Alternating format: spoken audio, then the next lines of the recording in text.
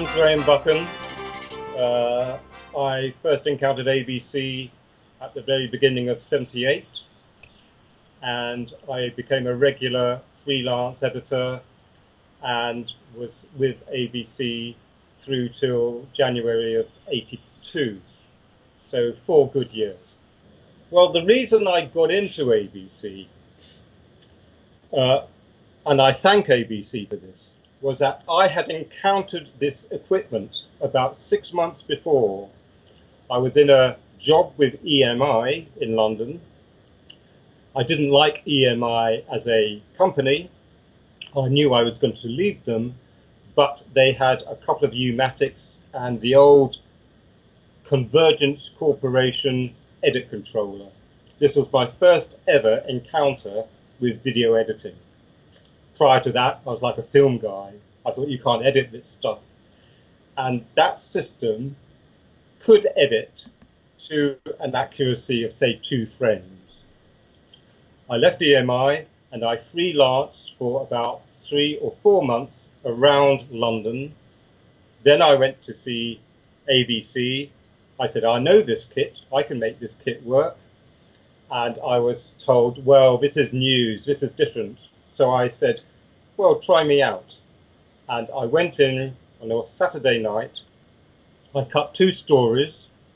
I think it was John Boylan was the producer.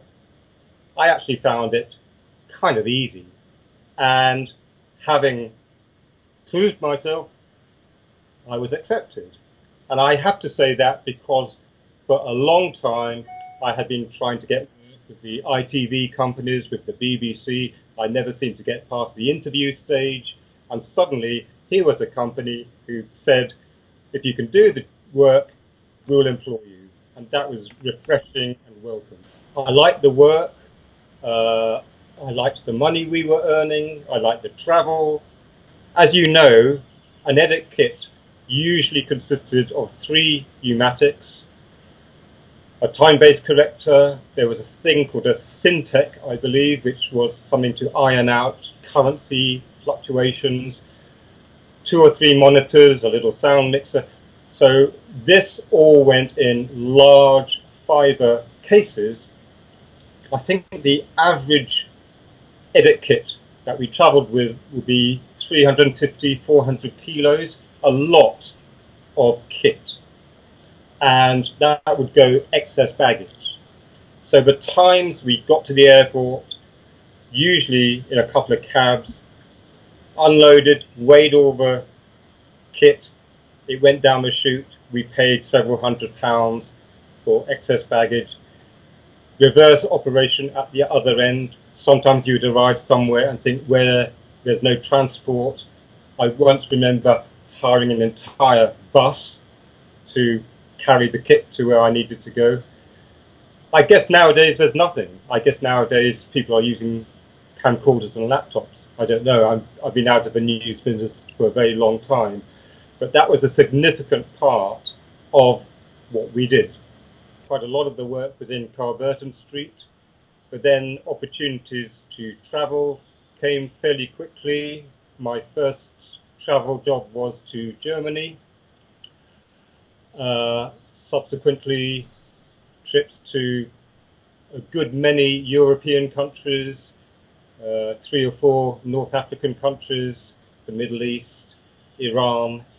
So for a young guy, it was really quite exciting. And traveling for work and traveling for news work put a different kind of perspective on things.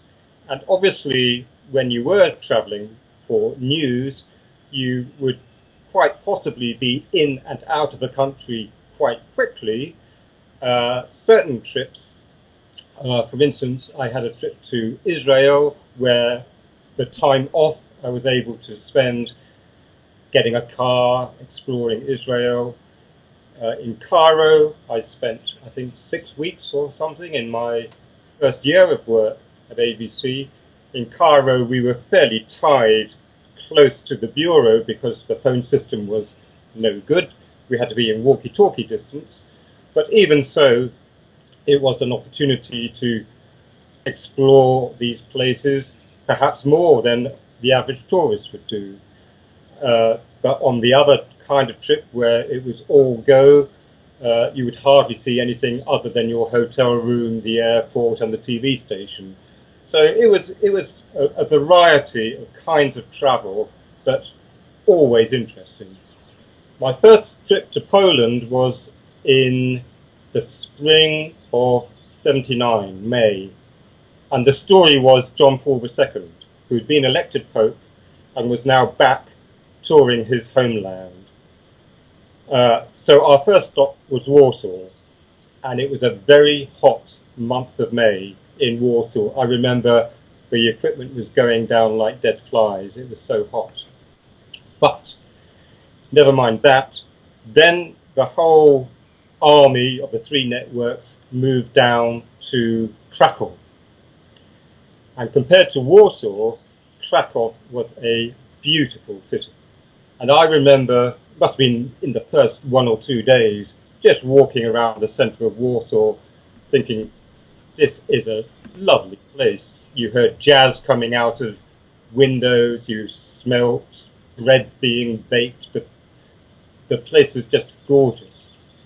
And we were based for editing in the TV station, which was just outside the city centre, up on a little hill. I walked in the TV station and I was introduced to this very pretty young lady called Marta, and she was our interpreter. Fast forward 2 years, I marry Marta. We had a wedding in London 2 weeks after Charles and Diana, and it was a civil ceremony, 4 guests, very unpretentious. Then Marta went back to Poland in October of '81 in order to tidy up all her Polish affairs, close down her job, get her bits and pieces, and the plan was I would follow in December of '81 and we would have a second wedding just before Christmas.